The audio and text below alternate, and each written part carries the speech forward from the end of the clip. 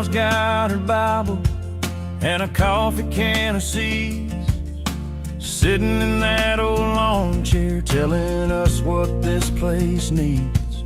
Not another angry promise from a face on a TV screen, just neighbors in a circle talking about what freedom means. 'Cause round this campfire we all get a say. Red hat, blue shirt, still praying for the same new day. We pass that old guitar and the jar of sweet iced tea. You and me, we might disagree, but we're still one family. That's a campfire kind of freedom. That's the way it ought to be. She says, listen more than talking, shake a hand that's worn and rough. You don't have to share opinions to share a plate and share your stuff. Boots in the pine straw, ashes floating to the stars. We argue, then we're laughing while the crickets play their part. Out here the land remembers every promise that we made. Cornfields, cotton rivers, they don't choose a side to take. So pull your chair in closer, let that old hurt melt and bend. We can fight like Ken at supper time, then bow our heads again.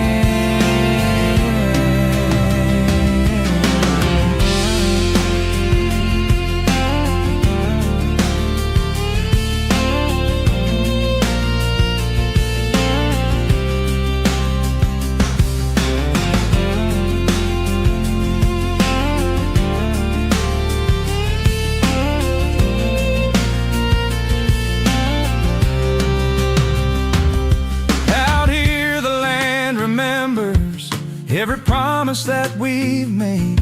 Cornfields, cotton rivers, they don't choose a side to take.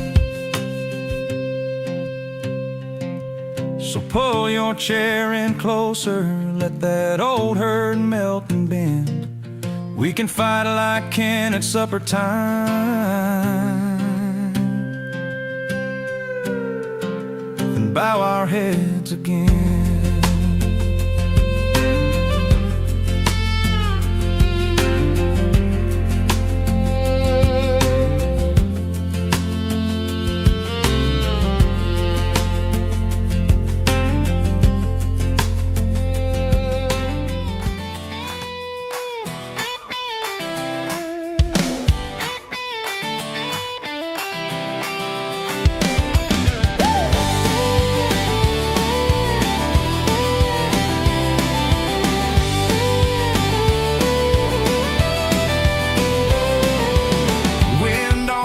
Flag, sun on the barn roof, boots by the doorway, dust on the old coupe. Kids in the backfield chasing that red ball. Radio low, neighbor makes a roll call. From Cody to Cheyenne, voices in the same key. These are our fences, this is our country. Not right, just living how we pray. We're the ones who stay. Wyoming stands tall, we don't bow, we don't crawl. We're the ones they can't control. Beyond the Fence Line, where we step past the headlines and into the truth. This show isn't about left or right, it's about what's real in Wyoming, across the country, and around the world. No spin, no talking points, just facts, context, and honest conversation. If you're tired of being managed instead of informed, you're in the right place. Let's go beyond the fence line. And now, here is your host, Joseph Kibler, candidate for Wyoming governor in 2026. Hey, good morning. Happy February 24th. How you guys doing today? Hope you're having a great day. Today is part two. So, yesterday and today, we are just talking about bills, right? Yesterday, we did kind of an overview. Now, it looks like a whole bunch more bills actually died yesterday, you guys. Did not get into the general file for consideration, and they ended up dying in the House. But anyway, I'm going to cover like how many tabs do I have open here? Probably like 25 bills that I'm keeping an eye on today, this week, rest of the session. Just kind of curious, going to see what happens. Some of these bills I very, very much like. Others of these bills, it's just like, okay, I kind of understand where we're coming from on this, but we're mostly going to focus, I think, on bills today that I like. There are way too many bills for us to cover in a quick 30-minute morning, right? After all, I mean, the House, especially, spending hundreds of hours, really, this session on getting through these bills and doing all this stuff. So, with that, why don't I'll go ahead. We're going to go ahead and get into the show, but why don't I first start by saying what's happening the rest of the week? So, uh, today we're obviously doing the House bill thing. Tomorrow I'm going to do this. I'm going to cover the State of the Union address. I'm going to give my thoughts on that tonight. By the way, you guys, State of the Union address. Maybe I'll watch that live and you guys can join me online. So tomorrow I'll be covering world news, State of the Union address, Iran, Mexican cartels, and who knows, whatever else is going on in the world by tomorrow, right, you guys? Hard to keep up with the headlines. On Thursday, I'm going to talk about what kind of governor would Joseph be? Who am I? What's my leadership style? And all of that kind of stuff. Just what you can expect. And so we'll talk about that on Thursday. And then on Friday, we're doing that family show. I know we've been promising it for a while. And so we'll be doing that. So that's kind of what's going on this week on the show. With that, I've got a ton of tabs to share. So let me go ahead and go up here and grab this window here. And of course, right now you're going to be able to see me. Hi, guys. Yeah, you're going to see me twice or two or three times. Anyways, I'm going to go ahead and throw myself down here in the corner and we're going to dive into this. Let's look at what's going on. Wow, look at that. It's like an echo chamber, you guys. Okay, so with that, let's see. I should be able to go over to this tab and hopefully you guys can see that window. Before we get started you can see I've got all of these tabs open for bills that we're going to look at this morning and review and talk about and all of that good stuff. I don't think I opened that one. I'll go ahead and open that one just in case. But let's look real quick before we get into looking at the bills and thrills this morning. Let's take a quick look at the legislative meetings today and what's going on. Again, you guys can watch these meetings. You guys can, in some cases, you can testify if they've got open testimony and things like that. So you could see we've still got some committee meetings going on. They're going to be reviewing a whole bunch of bills. Some of these you can testify online. If you guys want to testify online for those, you guys can do that. But as you can see, we've got most of the committees meeting today, some at upon noon recess, some at 8 a.m., so you guys can take a look at those. If there are bills that interest you, it looks like Judiciary is going to be covering a lot of those bills related to children today. Go ahead and testify online if you're not able to get to the Capitol. And of course, you can watch it and see the details there. So that's this screen here. Obviously, we could see at 10 a.m. every day the Senate and the House sessions meet. You can, of course, watch those sessions. And then if you press the details button on these, you could see what they're covering for the day. And you can also see how your representatives are voting here in the live roll call right there. So with that, let's dive into bills. So, no particular order this morning, you guys. I just opened the tabs as I went down the list of bills this morning on bills that I wanted to talk about or at least chat about or touch on. And so we've got all kinds of bills to cover this morning. So let's start with House Bill 150, Wyoming Business Council Evaluation and Reform. As the title suggests, taking a step back from the Wyoming Business Council, and let's take a look at what's going on. Can it be saved? Can it be salvaged? Excuse me, I'm going to sneeze right now. And of course, it's going to cost about $145,000 to do this, but it pauses the Wyoming Business Council to take a second look at it. I'll be honest, I don't think that this is a horrible. Boy, I'm going to sneeze this morning. That's no good. I don't think this is going to be a horrible bill, you guys. I mean, this might. Phew, excuse me, boy. God bless me, huh? This bill here, I think that maybe it's worth going. Maybe this is worth going the right route. Take a look. Let's see if we can do anything to fix the thing, right? I think that's not a horrible idea, but I want to be careful with this because does this just lead to the status quo? Does this just lead to phew, boy, I got the sneezes. Does this just lead to doing the same thing over and over again? Because I talk a lot about that, right, you guys? I talk about we do the same thing over and over and over again, and we kind of get the same results. Does this just kind of delay the inevitable, versus just let's go ahead and do something different with this thing. Let's go ahead and get rid of the thing, right? Let's just take care of it. Let's privatize. See what I would like to see with the Wyoming Business Council.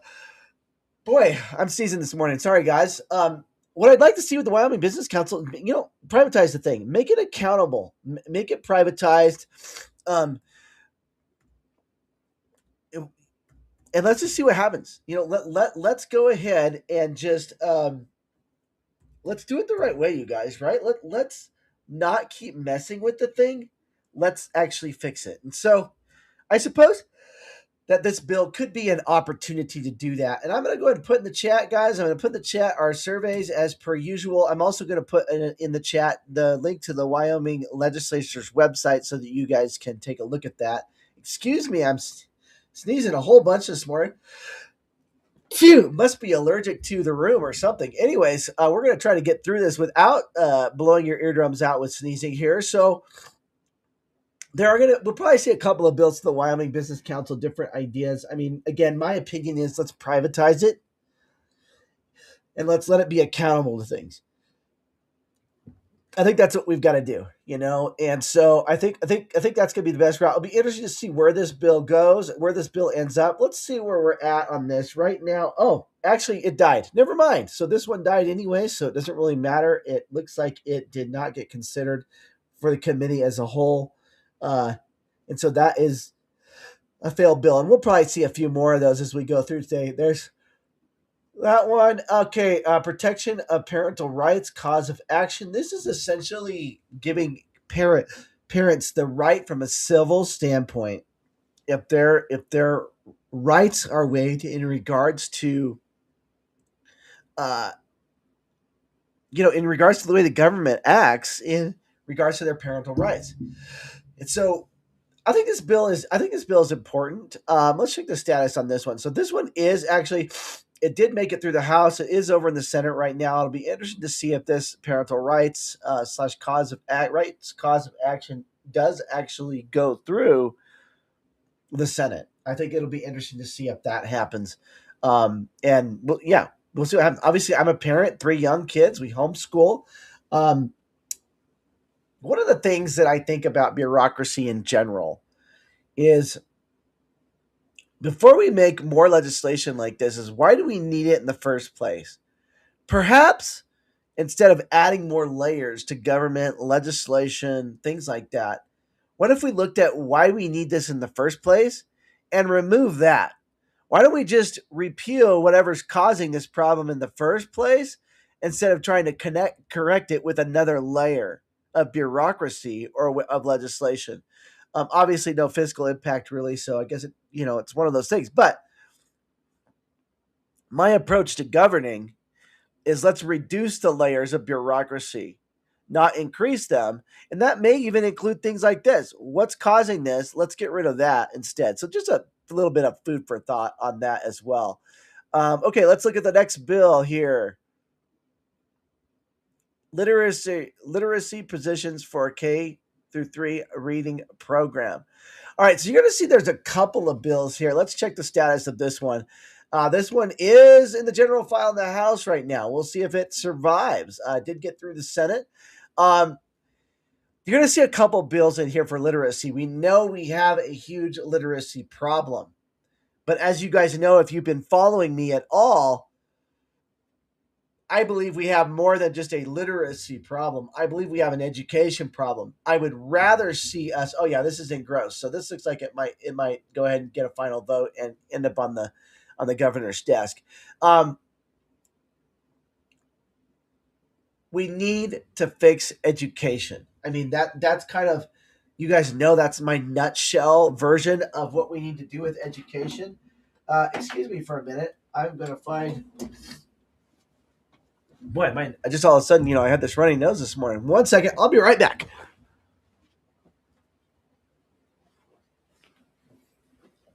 All right, that's a little better. Okay, so we know we have a literacy problem. I mean, between 40 and 50% of our kids can read at grade level, right? And we've kind of missed literacy in public education. I think we need to gut public education and restore it to its original intent: reading, writing, and arithmetic, and perhaps some interest based learning, especially in first through sixth grade.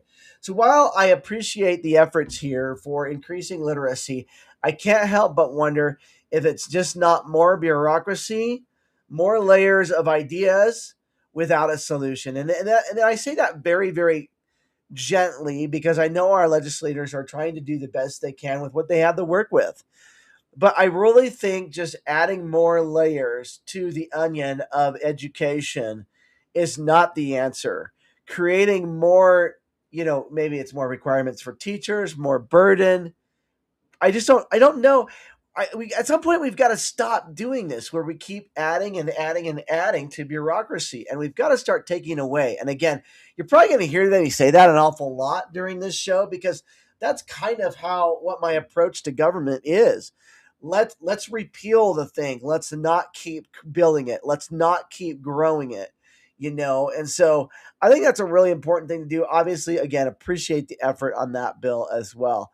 Lottery tickets accepting debit cards. This one is has actually, it looks like it's probably going to end up on the governor's desk. You know, this becomes government, and it's all about government, and it's all about money, right? And increasing the ways in which we can buy lottery tickets. I ask, is that the best thing for culture? Making more ways that we can spend our paycheck gambling, essentially, instead of that money going on let's say for food on the table, or uh, basic needs, or going into the Wyoming economy, right, in a real way. We're continuing down this road of increasing gambling and increasing ways that we can gamble. And so while this, I think it's passed relatively overwhelmingly across things. Now it looks like, yeah, the committee as a whole, it's passed. Okay, cool. So does this end up being good for Wyoming? I would question that. I would question whether this is good for Wyoming. And so that's my stand on a lot of this new gambling stuff, or opening up gambling even more. It becomes really more about revenue instead of culture and people and what is good and right, and maybe good for the people of Wyoming. And so I question bills like this, uh, and whether it's what's actually best for the people. Next bill, landowner license limits for hunting areas. Let's take a look at this one here. This one was a little bit interesting to me, just kind of looking at how they're going to kind of more monitor and or control, you know, limits on landowner licenses, how many are available, what area they can hunt in, and things like that. I'm a little bit mixed on how I feel about this bill because I want to be careful. I understand wildlife management, but how much are you going to manage people on their private property and what they can do and how they can do it? I think we have to be careful with that. And yet I also understand conservation and management and things like that. So let's just proceed with caution on stuff like this. And I believe, let's look at the status on this one. It looks like it has passed the third reading of the Senate, has not been sent over to the House yet. So we'll see what happens. I mean, it's very possible bills like this will die in the House because they may just run out of time on some of that stuff. Next bill, election voter registration revisions. These are some very, very minor tweaks to current election law, you guys. I don't see this as really creating a nefarious impact on how you can register to vote and what you can do and in effect on that. And I know they were originally, they were wanting to make it so that you had to be in, I think, in the state for like 8 months before you could register to vote, something like that. This has remained at 30 days, and really just has changed some language to the next election. Not really, really a big deal on those election changes there. Again, another literacy program, Senate File 59. Looks like this one looked like it may be recommended for passing as well. Um, and we're just kind of looking at this. I think it still has to go over to the House from what I can see, though. Um, again, another literacy program and how it might work, how it might function. Doesn't look like it really impacts the budget or anything. Um, I think that again, we need to look at education as a whole. And I'm not going to say that again because I've already said it in this show. So that's what this bill does. It kind of defines what literacy is, what the state superintendent, some more rulemaking authority that the superintendent might have to develop literacy programs and target issues and problems that we have and things like that. Looks like it also adds some different language in here for being able to terminate teachers that aren't good teachers and things like that as well. Let's see what the status of this bill is. Yep, it is. It has at least gotten through the Senate as well. All right, voluntary water conservation program. I remember this had a fiscal impact of about $500,000. They want to create a voluntary water conservation program, and they want that to be managed, and that's related to the Colorado River Compact and the Colorado River Basin and so on. And it is voluntary, but does require some government administration. I would kind of ask why we need this. It has passed overwhelmingly, it looks like. They're in the Senate. Um, maybe it's a good program, but it adds more bureaucracy, right? And adds more layers, adds another administrative program. And I would wonder, like, where do we end up? This is voluntary at this point. Um, does it become mandatory? As we learn, we'll learn probably later this year what happens with the Colorado River Compact. So that'll be interesting. That's an interesting bill to watch. The Raven Act. This is one that actually kind of flew under my radar at first, and I didn't actually take a look at it. And it looks like it is in the House for introduction now. This is related to internet crimes against children and a process for that, basically. We don't have it in Wyoming right now. And so, again, anything related to kids, I think is something that's really good, and we could take a look at that. I'm going to go back to my main screen here real quick and just see if there are any comments, just in case anyone wanted to chat or is mentioning anything. I don't see any there. So I'm going to go ahead and go back to over here to our bills. Let's take a look at felony interference with a police officer. So this amendment changes the code a little current statute a little bit that basically says, we have the First Amendment rights, you guys, right? The right to a peaceful, keyword, peaceful protest. But there's this problem with some of these protests where you have obstruction of law enforcement, obstruction of roadways, obstruction of buildings, where you're not peacefully protesting. And obviously not so much in Wyoming, but in other places where they're burning things and looting things and and all kinds of stuff. This basically is changing some of our statutes just to say, hey, if you obstruct law enforcement during a peaceful protest, you could be subject to additional penalties, and felonies in that matter for doing that. And I think this is common sense for me that this is probably something we need to go ahead and do. Because again, protest away. If you're watching this video and you don't agree with me politically, we don't agree politically, whatever, you have a right to peacefully protest. Go do that. I encourage you to exercise that right. But don't go beyond that peaceful protest clause, because once you've done that, you've voided your right to protest. When you're no longer peaceful, you no longer have a right to do that. And that's under the First Amendment of the Constitution of the United States. So that's something to be considering. 2026 general election hand count in comparison. The idea of this bill was essentially, and it doesn't look like it's gotten to the House yet, is basically you could do hand counting. Uh, I believe it's more like of a random sort of a basis. I haven't actually read the whole bill, to be honest with you. Basically to compare with machine tabulation, but we should know this, and that is that statistics say that hand counting is about 3 or 4 times less reliable than machine tabulation. Now, don't be confused, please. There's a difference between machine tabulation and machine voting, okay, where you're voting on the machine and it's all digital.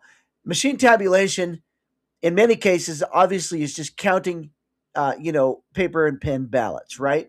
And so, if you look at studies, machine tabulation has about a 0.5% error rate allowed, right? Like a 0.5%.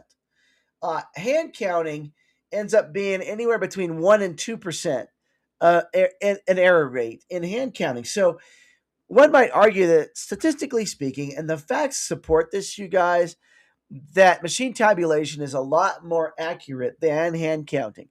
But nonetheless, they want to double check under certain criteria and thresholds with a hand count. I could go either way on this. This is not a hill I'm going to die on, obviously. And what could it hurt, I think, right at this point. Um, so there you have it on this general election hand count comparison deal. Surface water drainage utilities. Some of you may be aware that a whole bunch of counties and cities across this state are creating these surface water utilities, which they technically have the authority to do under, I think it's Section 15. Yeah, Section 15 of the Wyoming Constitution. But Section 16 talks about you need to bring it to the voters. And so what they're doing here with this bill is clarifying that, hey, you got to have people vote on this stuff. People have got to have the ability to vote on this stuff. As you can see, it unanimously passed the Senate, then that passed the Judiciary Committee. Hopefully this will get to the House. I think this is a protection of the people, and I don't think this is a bad thing to do, to clarify some of those statutes, that they got to bring this stuff to the voters, and that's the right thing to do. And honestly, counties and cities should have done that anyways. I would have liked to have seen the state step in on those issues and go, hey, you guys can't do this. You got to follow the Constitution. You got to do it the right way. Maybe have the attorney's office send a little letter to the cities and counties and remind them, mostly cities, and remind them of their constitutional requirements. But anyways, they did that anyways. Zoning protest amendment. So this is an interesting one. There was a bill in the House that went through and failed. This one is going through the Senate. I have a feeling this will fail if it ends up in the House, as well. You got to kind of wonder when developers are putting forth amendments to, development related items, and they're really working hard to try to figure out how to do this. I can see they've tweaked the language in this since I looked at it last. Essentially what this is doing is kind of changing the way and methods which neighbors can protest a zoning change, as it pertains to property.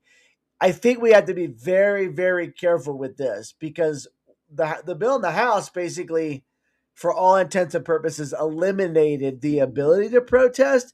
It looks like they're working on this one to not eliminate the ability to protest, but it does look like they are changing the requirements here, particularizing harm, and you have to demonstrate in concrete way that the zoning change is going to cause harm to you, and then you've got to be able to protest that within 300 feet and so on.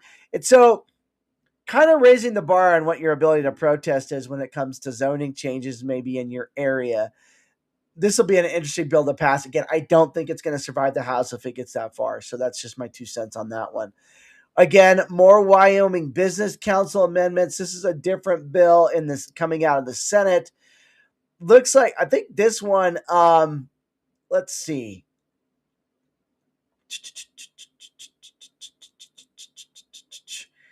It's kind of narrowing the scope of the Wyoming Business Council. It looks like they're not going to be able to do anything until basically a detailed review has been done, and they're going to create a committee to do that, kind of similar to the House bill, a little bit less expensive than the House bill. It looks like at $60,000 to kind of review what's going on with the Wyoming Business Council. Again, it'll be interesting to see where these end up. I have a feeling we'll end up somewhere between the House bill and the Senate bill at the end of the day on that. Convention of the States. I know there's a lot of mixed feelings on the Convention of the States, but I would challenge you with this if you're thinking about the Convention of the States. And by the way, this is Senate Joint File 5 of the Convention of the States. Folks, I think we can all agree that our federal government is out of control. I think a lot of us can agree that Congress needs to have term limits, and that the federal government needs to be required to balance their budget. I mean, they're spending us into oblivion. They continue to do so while I sit here today. So I would like to see the Convention of the States happen. That's my take on this. I would like to see it happen. I know people have a lot of mixed feelings about this, but we've got to get our federal government accountable to the people. And this is really the primary mechanism that we have as states, as people, to hold the federal government accountable. I mean, unless we just want to overthrow the federal government, this is one mechanism that the framers of our Constitution put in to the Constitution so that we could hold the federal government accountable. I like it. I'm in favor of doing this. I know we may not agree with the folks that sponsored this. In fact, most of these folks that sponsored this, I don't agree politically with a lot of them. But I think this is a necessary thing for us to do. And there's something, I forget how many states have already agreed to the the convention, the Constitutional Convention. I think it's over 20. I think it's like 25 or 28. And I think we need a majority of states to do this. We're getting very close to doing that. So that's that bill. There are a whole bunch of bills for the Second Amendment in here. You know my stand on this, you guys. I just want to see us roll back to the Second Amendment. We now have dozens and dozens and dozens and dozens and dozens of layers of bureaucracy on what the Second Amendment means in Wyoming. I'd like to see us repeal it all, maybe make one piece of legislation that has very, very narrow exceptions and rules in it, and just roll back to the Second Amendment. And I'm not going to go through all those Second Amendment bills. There's a whole bunch of them. They will probably pass.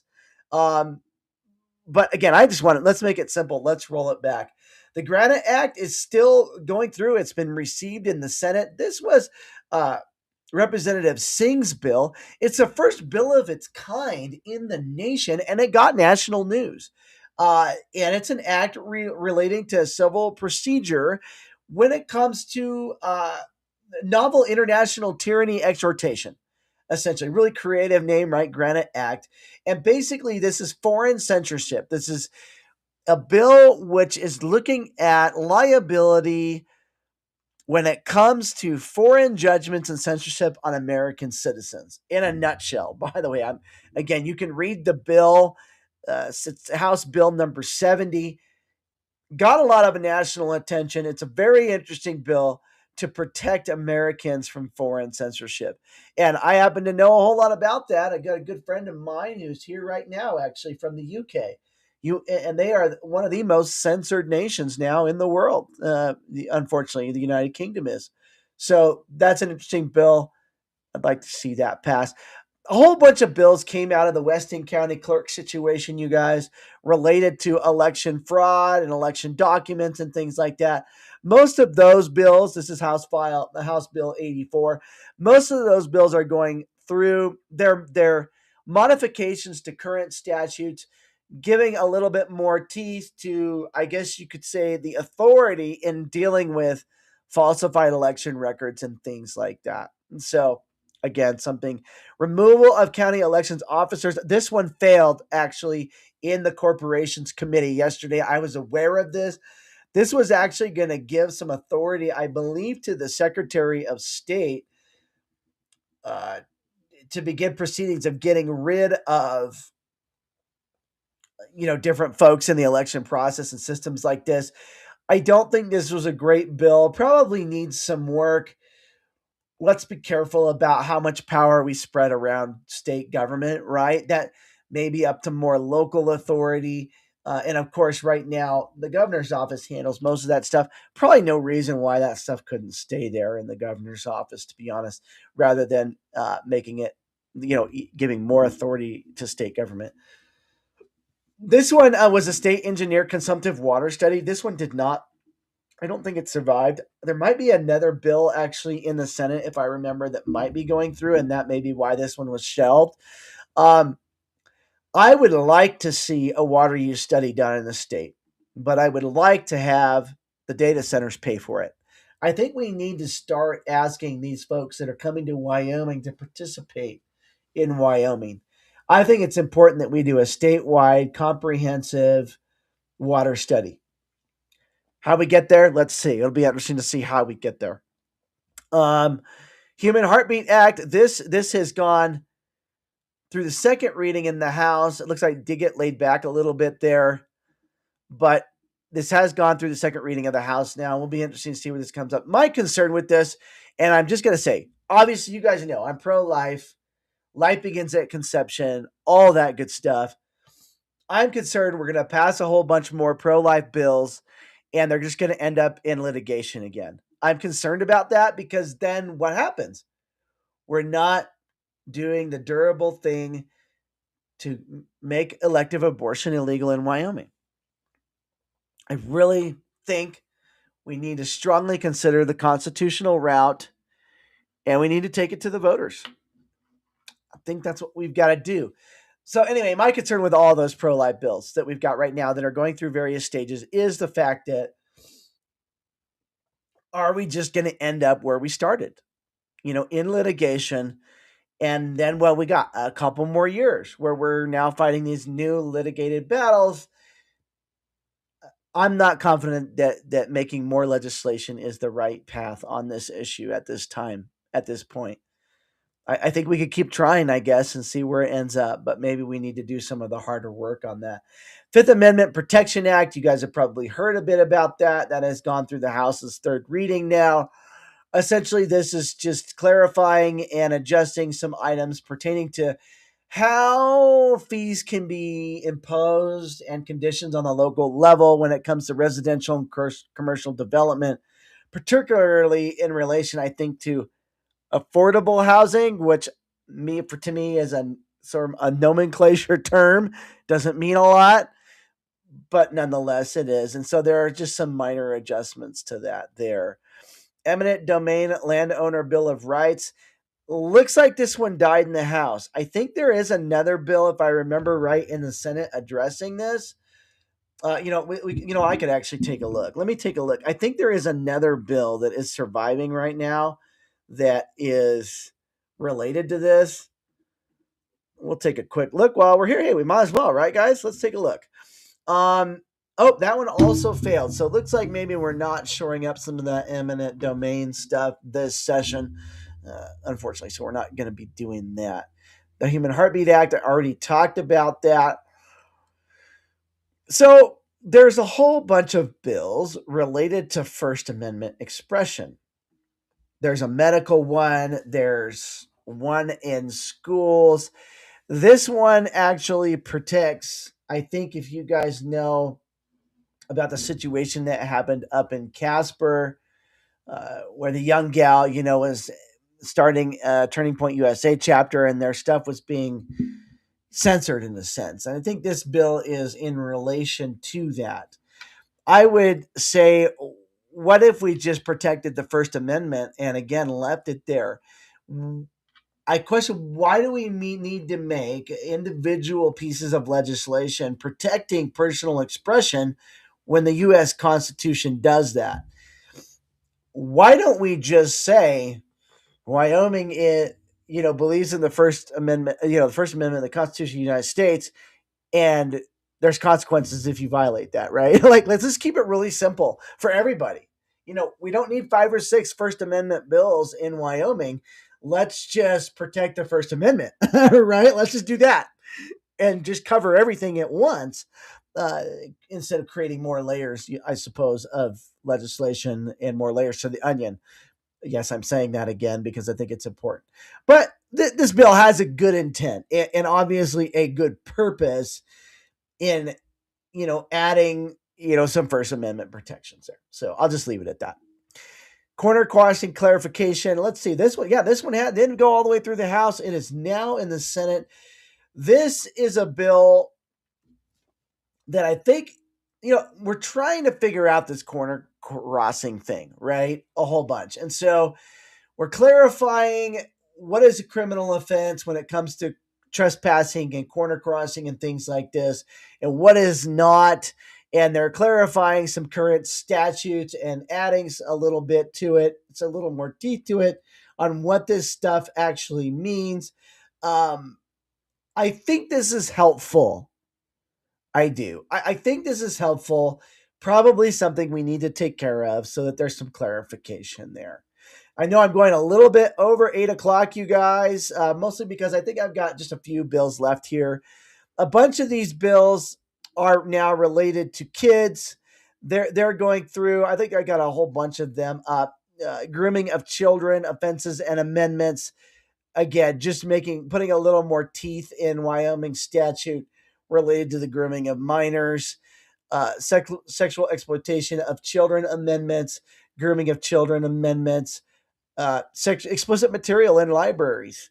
Guys, a lot of you may watch this video and think this issue doesn't exist. Folks, I've seen the books.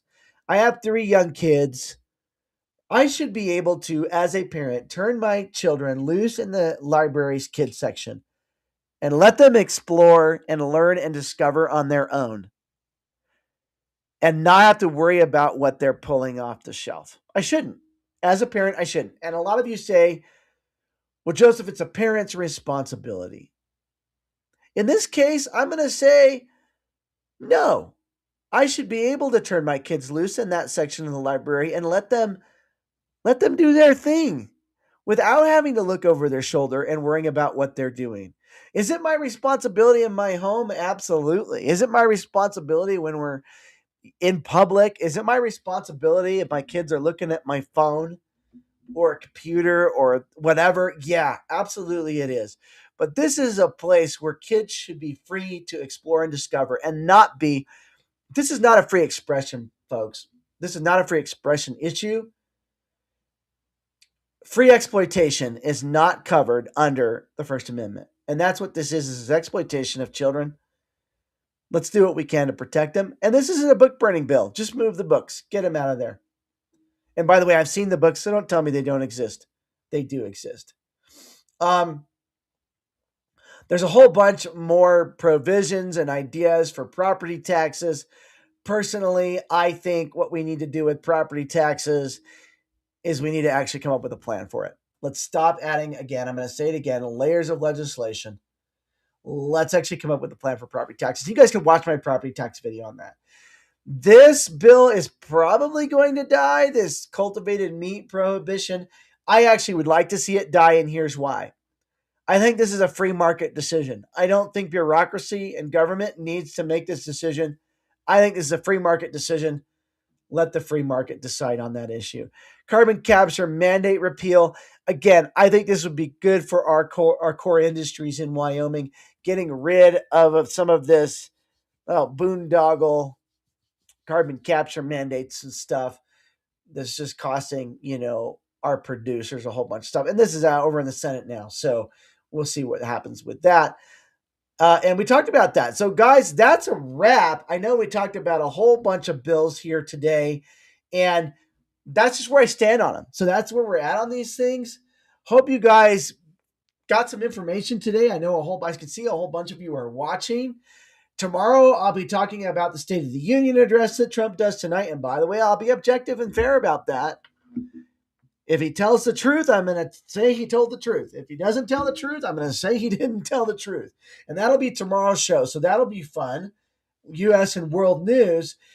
Thursday, I'm going to talk about what kind of governor I would be. I think you guys will enjoy that show, what my leadership style is, and what you could expect from a Joseph governorship. So I will talk about that on Thursday. And then with any luck, we're finally going to do that family show on Friday. So with that, we're going to wrap this up. It's 8:10, a little bit longer than we usually go. So for those of you that stuck around, thank you for that. And let's get a little tunes going here. Let's see. What do we want to play today? How about we do that Wyoming wind? No, let's do Wyoming Stands Tall. That sounds like a fun.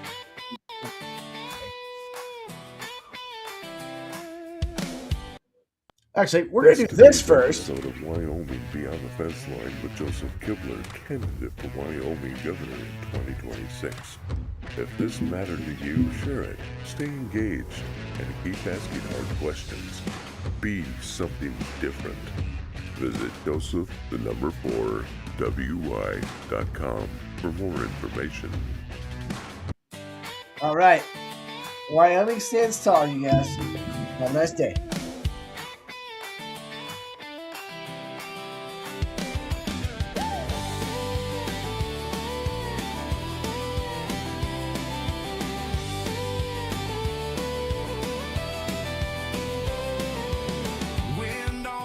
Flag, sun on the barn roof, boots by the doorway, dust on the old coupe, kids in the backfield chasing that red ball, radio low, neighbor makes a roll call. From Cody to Cheyenne, voices in the same key. These are our fences, this is our country, not left, not right, just living how we pray.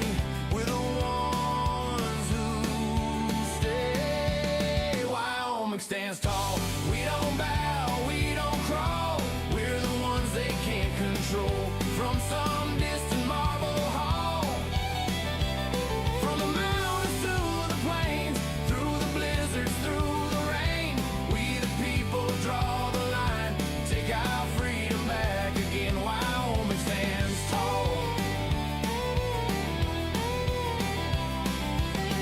Mama at the sink laughs, wipes off her wet hands, phones on the table, talk of new plans.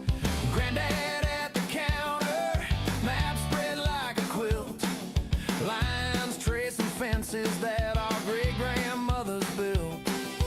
Caravans of ranch trucks rolling in a long line, county fairground fields, hearts beating in time. Not red, not blue, just a homegrown crew saying we remember who this belongs to.